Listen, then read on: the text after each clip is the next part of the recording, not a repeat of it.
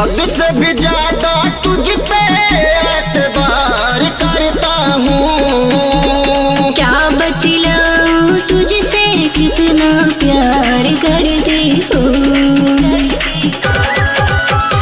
हद से भी ज्यादा तुझ पे एतबार करता हूँ। क्या बतलाऊं तुझसे कितना प्यार करती हूँ। ओ मेरे किशन कन्हैया तू ना बन रे निर्दयिया, करके हूँ बहाना आई मेरी ढूंढती होगी मैया।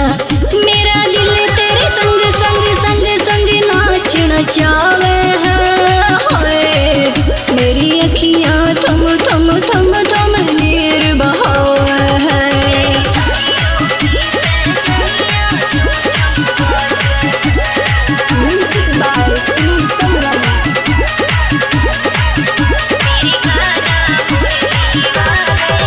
मेरी राधा तुम भी मुझको कितना रुलाती हो। सपनों में आकर भी मुझको सताते हो।